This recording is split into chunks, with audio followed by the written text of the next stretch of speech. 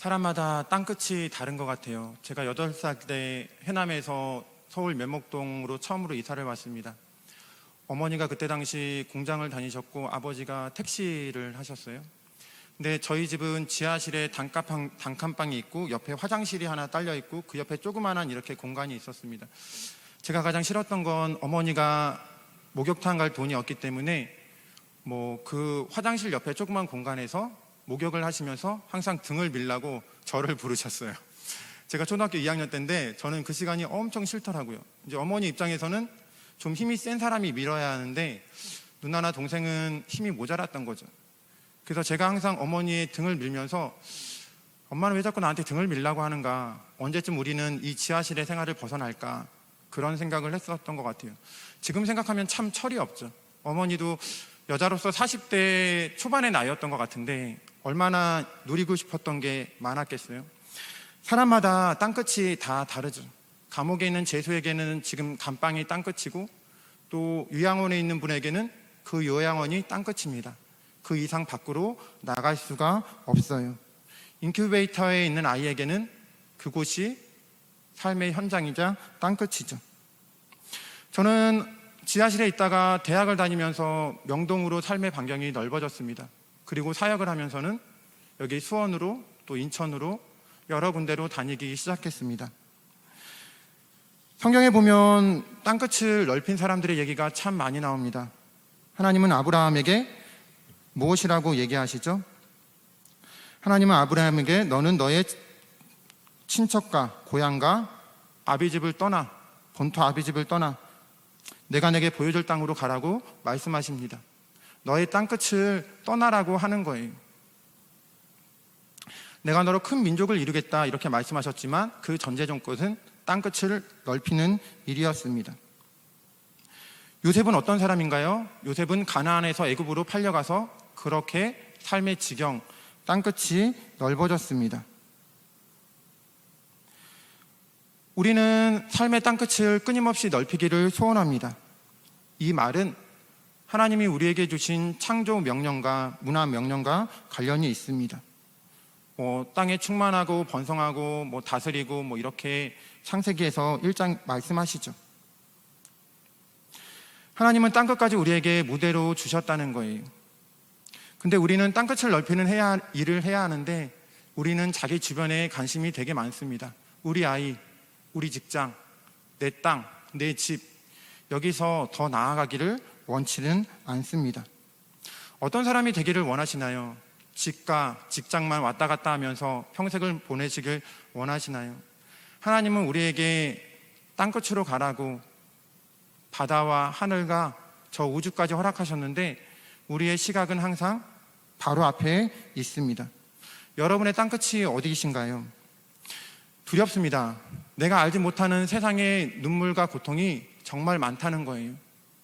5초마다 3명의 아이가 죽어나가는데 그들의 아픔에 대해서 나는 아무렇지 않게 밥을 먹고 웃고 떠들고 한다는 거예요. 사람이 죽어나가는데 누군가에게 사랑을 속삭이고 또 누군가에게 선물을 하고 하는 것들이 때로는 부질없어 보이기도 합니다. 하나님은 우리가 외면하는 고통과 끊임없이 마주 대하기를 원하십니다. 그것이 하나님이 우리에게 주신 축복이자 명령입니다.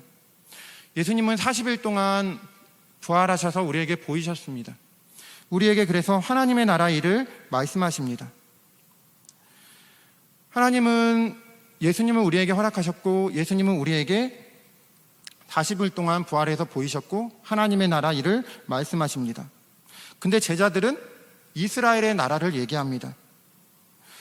하나님은 하나님의 나라를 얘기하는데 제자들은 이스라엘 나라를 얘기하고 있습니다. 오늘 말씀 1장 6절 보세요. 그들이 모였을 때 예수께 여쭈어 이르되 주께서 이스라엘 나라를 회복하심이 이때이니까 이렇게 얘기합니다. 근데 오늘 말씀 1장 3절에 보세요. 1장 3절에 보면 그가 고난받으신 후에 또한 그들에게 확실한 많은 증거로 친히 살아계심을 나타내사 40일 동안 그들에게 보이시며 하나님의 나라의 일을 말씀하시니라.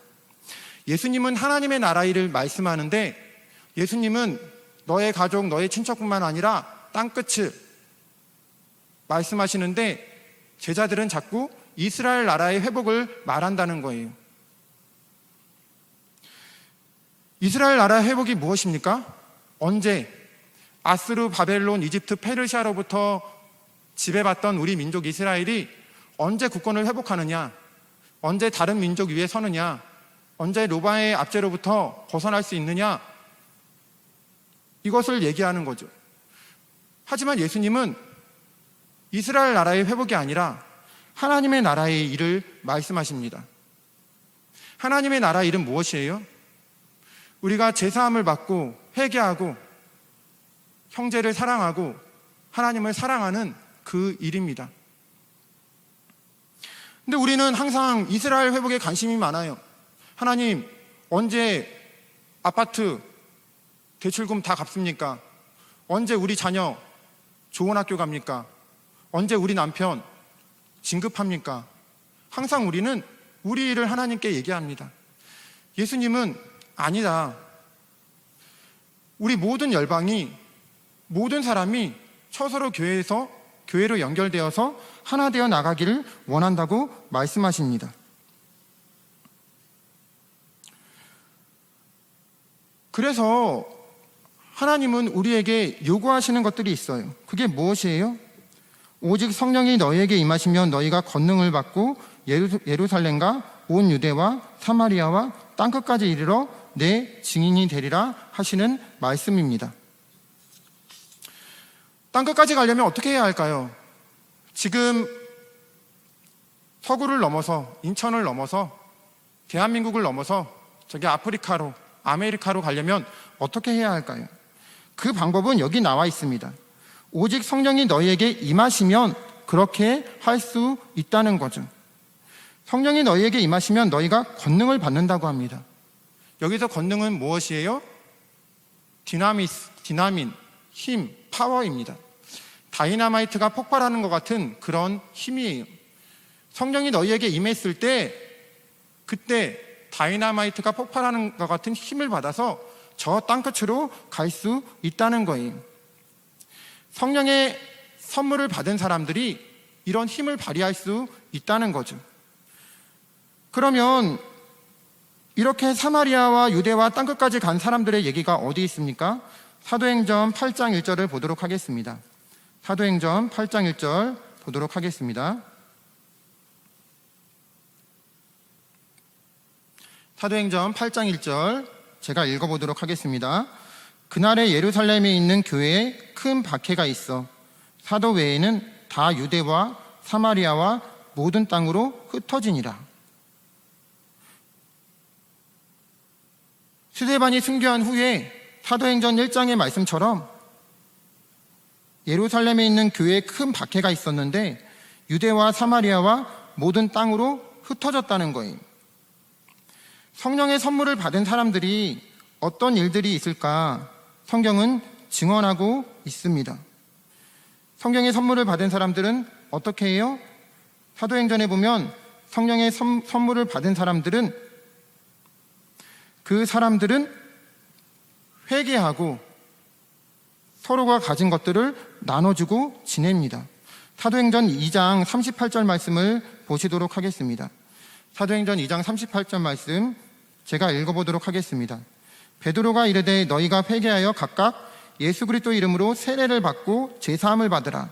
그리하면 성령의 선물을 받으리라. 다이나마이트가 폭발하는 것 같은 힘을 받으려면 성령을 받아야 하는데 이 성령을 받으려면 회개, 예수 그리스도의 이름으로 회개가 있어야지만 이 성령의 선물을 받을 수 있다는 거예요. 이렇게 성령의 선물을 받아서 회개를 했을 때 모든 사람들이 각자 가진 것들을 다 나눠주고 떡을 떼며 교제하는데도 아무런 불협화음이 없었습니다. 사람들이 미쳤다고 자기 재산을 내놓겠어요? 제정신이 아닌 이상해야 왜 자기 걸 내놓겠어요? 미쳤다고 땅끝으로 가겠어요? 이 일을 할 수 있는 분은 오직 성령이시라는 거죠. 땅끝을 얘기하면서 성경은 무엇이라고 하는가? 이사야서 52장 10절 말씀 같이 보도록 하겠습니다. 여호와께서 열방의 목전에서 그의 거룩한 팔로 나타내셨으므로 땅끝까지도 모두 우리 하나님의 구원을 보았도다. 사도행전 13장 47절 말씀, 주께서 이같이 우리에게 명하시되 내가 너를 이방의 빛으로 삼아 너로 땅끝까지 구원하게 하리라 하셨느니라 하니, 땅끝은 결국에 모든 사람입니다. 모든 사람들에게 구원의 선물, 성령의 선물, 회개의 기쁨을 전하는 것이 땅끝이에요. 근데 땅끝이라는 게 굳이 내가 발로 밟는 그런 땅끝을 얘기하는 것만이 아닙니다. 어떤 사람은 돈 문제가 땅끝이에요. 돈 문제가 하면 그 사람은 거기서 그냥 되돌아옵니다. 그냥 부자 청년이에요. 부자 청년처럼 어떻게 해야지 영생을 받으릴까? 네가 가진 것들을 다 나눠주고 나를 따르라. 안 되는 거죠. 어떤 사람은 인간관계가 땅끝입니다. 저 집사님, 저 권사님 누구 앞에만 가면 자신은 마음을 다스리지 못해서 돌아서는 거예요. 땅끝이 이런 공간뿐만 아니라 사람이기도 하고 물질이기도 하고 자기가 겪는 어떤 문제이기도 하죠. 근데 이것을 극복하기 위해서 어떻게 해야 하느냐?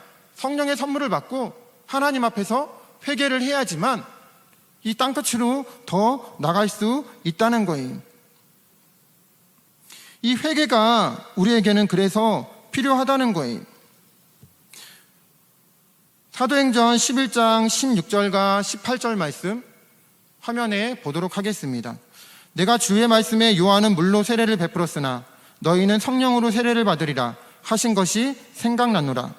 그들이 이 말씀을 듣고 잠잠하여 하나님께 영광을 돌려 이르되, 그래야면 하나님께서 이방인에게도 생명 얻는 회개를 주셨도다 하니라.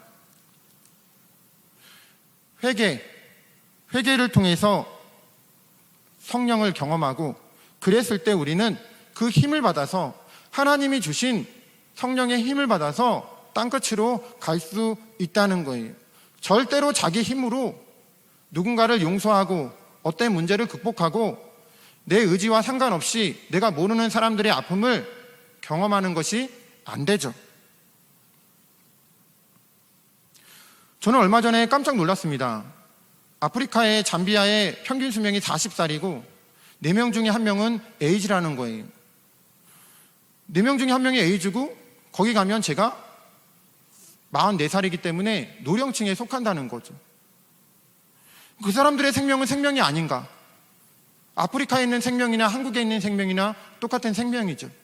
생명의 촌스럽고 세련됨이 어디 있겠어요? 배고픔에 귀하고 귀하지 않는 배고픔이 어디 있겠어요? 그들도 누군가의 자녀이자 누군가의 오빠이자 누군가의 아빠가 될 수 있죠. 하나님이 이스라엘에게 원하시는 건 무엇이에요? 제발 지긋지긋한 이 이기주의 버리라는 거예요. 나는 너를 남은 자로 이 땅 가운데 두었다. 너를 이방의 빛으로 삼아서 다른 민족을 구원하길 원한다. 너를 장자 삼았는데 그 이유가 너 잘 먹고 너 잘 살고 하는 게 아니라 너를 통해서 열방이 주께 돌아오길 원한다. 그거죠. 남은 자로 두었다는 거예요.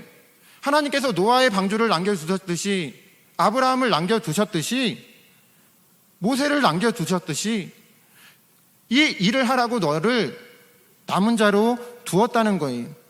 이 남은 자가 나의 능력이 아니라 은혜로 택하심을 입었다고 로마서는 얘기합니다. 그래서 우리는 믿는 사람으로서 도대체 하나님, 이스라엘의 회복함이 언제입니까? 회복을 얘기하지만 하나님께서는 성령을 우리에게 허락하셔서 하나님 앞에 제3 회개를 말합니다. 우리는 이스라엘의 회복을 얘기하지만 하나님은 하나님의 나라 일을 얘기하십니다. 하나님은 그래서 이스라엘 민족을 은혜로 선택하셔서 아무 공로 없이 이어주게 하셨어요. 여리고성이 무너졌는데 그게 어떻게 이스라엘의 능력이에요? 여호수아와 갈렙의 능력이 아니죠. 하나님이 이스라엘을 출애굽시키셨는데 그게 어떻게 이스라엘의 능력이에요? 아니라는 거예요. 하나님이 오늘 저와 여러분을 이 땅 가운데 두시고 여기까지 인도를 해주셨어요. 나의 능력? 아니라는 거예요. 하나님이 우리에게 저 땅끝까지 나가서 복음을 전하라는 남은 자로 두셨기 때문에 내가 은혜로서 이 자리에 있다는 거죠. 저는 많은 경우 안타까움이 있습니다. 사람들이 무엇의 증인으로 살아가길 원하는가? 사람들은 좋은 핸드폰이 나오면 선전을 해요. 또 좋은 옷이 나오면 서로 사이트도 주고받고, 어르신들은 맛있는 사탕이 있으면 서로 소개를 해요. 근데 왜 복음은 그렇게 할 수 없는 건지, 왜 하나님 앞에서 내가 이렇게 헌신했더니 하나님이 나에게 이렇게 위로를 해주셨다, 내가 어려운 가운데도 교회에 이렇게 헌신했더니 하나님이 이렇게 나의 마음을 만져주시고 이런 위로를 주셨다, 이렇게 어려운 가운데도 나와 함께 하셨다, 왜 이런 간증은 없는 걸까요? 식당이 맛있다는 얘기는 하는데 왜 하나님이 나와 함께 하심에 대한 간증은 없을까요? 사람들이 참 웃겨요. 아니 11조를 내지 않는데 누구에게 얼마를 누구에게 기부를 했다, 아니 부모님에게도 잘하지 않는데 뭘 다른 어른에게 잘했다고 자랑을 하겠어요? 성경에 무엇이라고 얘기해요?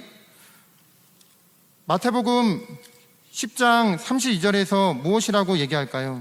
제가 마태복음 10장 32절을 읽어보도록 하겠습니다. 누구든지 사람 앞에서 나를 시인하면 나도 하늘에 계신 내 아버지 앞에서 그를 시인할 것이요, 누구든지 사람 앞에서 나를 부인하면 나도 하늘에 계신 내 아버지 앞에서 그를 부인하리라. 아니 11조를 하지 않는데 무슨 기아대책에 기부를 했다고 얘기를 하는지 저는 이해를 할 수가 없어요. 11조를 하지 않는데 좋은 옷을 샀다고 얘기를 하는지 저는 이해를 할 수가 없어요. 하나님 앞에서 정직하고 하나님을 부인하는데 어떻게 다른 사람 앞에서 인정을 받으려고 하는지 저는 이해를 할 수가 없어요. 우리는 오늘 말씀이 무엇이라고 하느냐, 땅끝까지 이르러 누구의 증인이 되느냐, 물질의 증인이 아닙니다. 관계의 증인이 아니에요. 내 증인, 예수 그리스도의 증인이 되라는 거죠. 여기서 증인이라는 것은 어떤 일의 증인이 되느냐, 오늘 누가복음 24장 46절에서 48절 말씀에 나와 있습니다. 누가복음과 연달아서 사도행전을 쓰면서 무엇의 증인이 되어야 하는지 누가복음 24장 46절에서 48절 말씀 읽어보도록 하겠습니다. 누가복음 24장 46절에서 48절 말씀. 또 이르시되 이같이 그리스도가 고난을 받고 제3일에 죽은 자 가운데서 살아날 것과 또 그의 이름으로 제사함을 받게 하는 회개가 예루살렘에서 시작하여 모든 족속에게 전파될 것이 기록되었으니 너희는 이 모든 일의 증인이라. 성경에 보면 무엇의 증인이 되라고 하느냐, 그리스도가 고난을 받고 십자가에 달려 돌아가시고 부활하셨다, 그리고 그리스도의 이름으로 회개가 제사함을 받는 회개가 예루살렘에 시작하여 모든 족속에게 전파될 것이 기록되었다, 이 일의 증인이 되라는 거죠. 교회 와서 도대체 왜 자녀 자랑하며 왜 돈 자랑을 하는지, 왜 아파트 비싸게 올랐다는 걸 자랑하는지, 이게 맞는 거예요? 그리스도가 고난을 받고 부활하시고 내가 예수 그리스도의 십자가의 은혜로 제사함을 받고 내가 죄의 이름을 주께 고백했다는 이 일의 증인이 되라고 했지, 교회에서 무슨 돈 자랑을 하며 무슨 지위 자랑을 하며 누구 험담을 하고 그런 일들의 증인이 되라는 얘기가 성경에는 없거든요. 뭐에 목숨을 걸라고 하나님이 말씀하시는지. 오늘 증인이라는 말은 순교자랑 똑같은 거예요. 순교자가 뭐 하는 사람입니까? 목숨을 거는 사람이죠. 뭐에 목숨을 거는 거예요? 예수님이 너를 대신하여 십자가에 달려 돌아가시고 너는 제사함을 받았다, 너는 죄의 종에서 벗어나서 의의 종이 되었다, 너는 어둠의 굴레에서 벗어나서 빛의 자녀가 되었다, 너는 여전히 쓰러지지만 존귀한 자다, 너는 여전히 실패했지만 그리스도 안에서 너는 언제나 새로운 사람이다. 하나님은 너를 사랑하심으로 아무 조건 없이 너를 사랑해서 견디지 못하시는 분이다. 너를 창조한 이유는 너를 사랑해서다. 이 일의 증인이 되라는 거지. 자꾸 교회 와서 높낮이를 얘기하고 왜 자꾸 돈을 얘기하는지 이해를 할 수 없는 거죠. 오늘 말씀이 그 얘기를 하지 않는다는 거예요. 우리는 이 일의 증인이 되지 못하면 같이 할 수 없습니다. 교회에서 아무리 친한 집사님, 이 일의 증인이 되지 못하면 10년 후에는 연락은 하고 지낼지언정 옆에 둘 수 없습니다. 신앙의 길이 다르면 같이 갈 수가 없어요. 신앙이 다르면 가치관이 달라지는 것이고, 가치관이 달리면 삶의 반경이, 삶의 행동이 달라지죠. 이 모든 일에 순교자가 되라고 주님이 우리를 부르셨어요. 제자들에게 주님이 뭐라 그러십니까? 가르치고 전파하고 고치라. 뭘 가르치라는 거예요? 복음이죠. 뭘 전파하라는 거예요? 너희는 이 세대를 본받지 말고 오직 마음을 새롭게 함으로 변화를 받아 하나님의 선하시고 온전하시고 기뻐하신 뜻이 무엇인지 분별하고 하나님의 지혜를, 말씀을 전파하라는 거죠. 그리고 고치라고 얘기하는 거예요. 사람들의 마음을, 사람들의 생각을, 사람들의 삶을 변화시키라는 거죠.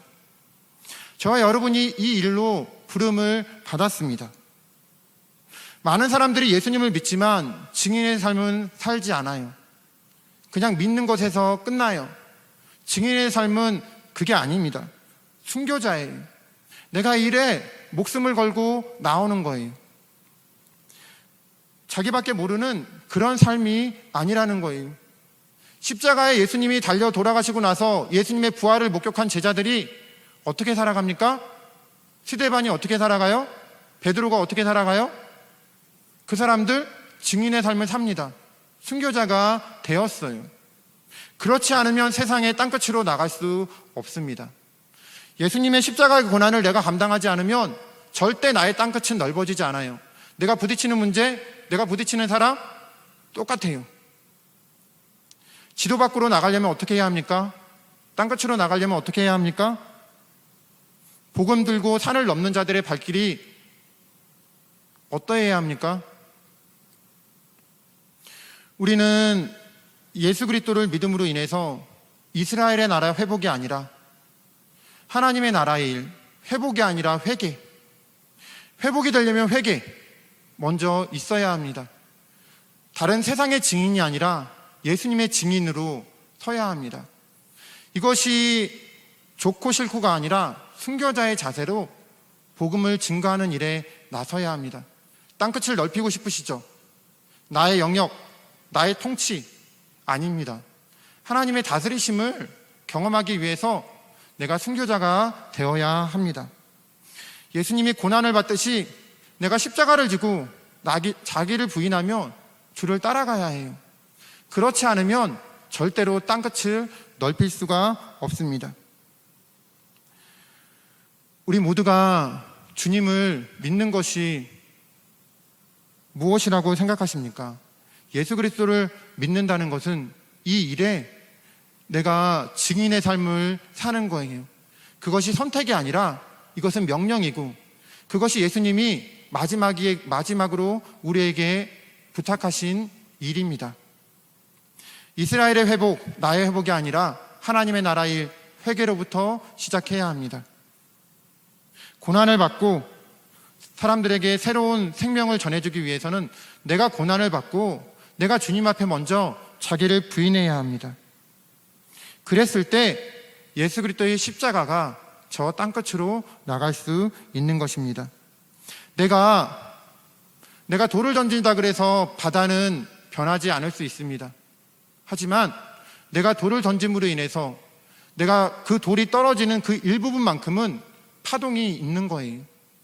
하나님은 우리 한 사람 한 사람이 어떻게 살아가시는지, 어떻게 존재하시는지, 어떻게 증인의 삶을 사시는지에 대해서 관심을 두십니다.